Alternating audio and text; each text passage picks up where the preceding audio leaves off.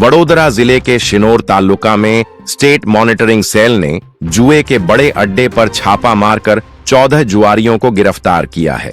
Gandhinagar state monitoring cell ने साधली Kayavarohan road पर रेलवे ट्रैक के पास कार्रवाई करते हुए 12,71,000 रुपए का मुद्दा माल, जिसमें नकदी, मोबाइल फोन और वाहन शामिल हैं, जब्त किया।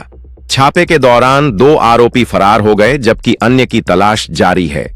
मामले की आगे की जांच शिनोर पुलिस को सौंप दी गई है।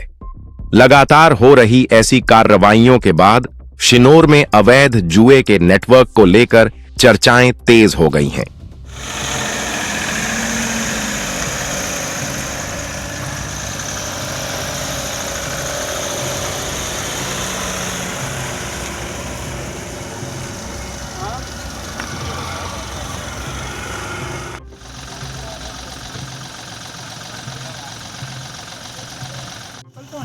એ તો આપણે ગાડી પાછળ જ જવું છે ને.